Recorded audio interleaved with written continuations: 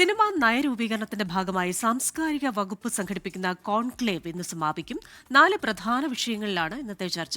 ഇന്നലെ നടന്ന ചർച്ചയിൽ ലിംഗനീതി മുതൽ തിയേറ്ററിലെ ഭക്ഷണത്തിന്റെ വില നിലവാരം വരെ ഉയർന്നുവന്നു. മലയാള സിനിമാ മേഖലയിലെ 80-ലധികം സംഘടനകളാണ് കോൺക്ലേവിന്റെ ഭാഗമാകുന്നത്.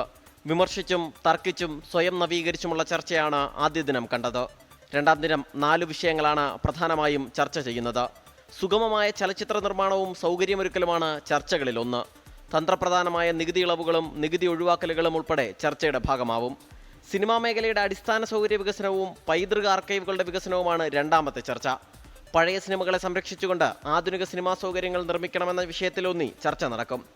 Film tourism, soft economic power, ആഗോള വ്യാപകമായ നിർമ്മാണം എന്നിവയ്ക്കായി മലയാള സിനിമയെ ഉപയോഗപ്പെടുത്തുക എന്നുള്ളതാണ് മൂന്നാമത്തെ ചർച്ച.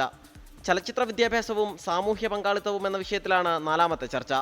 ചർച്ചകളിലെ നിർദ്ദേശങ്ങൾ വൈകുന്നേരം നടക്കുന്ന പ്ലീനറി സെഷനിൽ വിശകലനം ചെയ്യും.